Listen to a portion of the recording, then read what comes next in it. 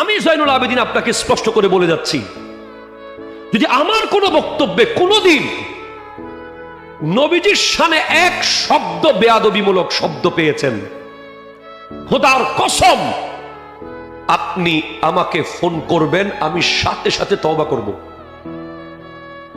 যদি আমি তওবা না করি, আপনি আমার বক্তব্য আর শুনবেন না, আপনি আমার পিছনে নামাজ পড়বেন না, আমাকে আপনি বয়কট করবেন।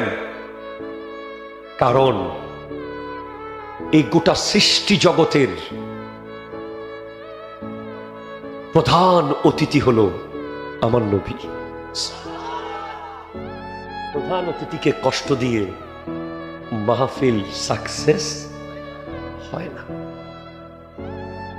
ভাইজান, প্রথম কথা হলো, যদি আপনি অটল থাকতে চান, আল্লাহ আমার রব বলেছেন, এই কথার উপরে যদি আপনি অটল থাকতে চান মৃত্যুর আগ পর্যন্ত, আপনার জন্য প্রথম শর্ত হলো ইশকে মুস্তফা, নবীজির প্রেম।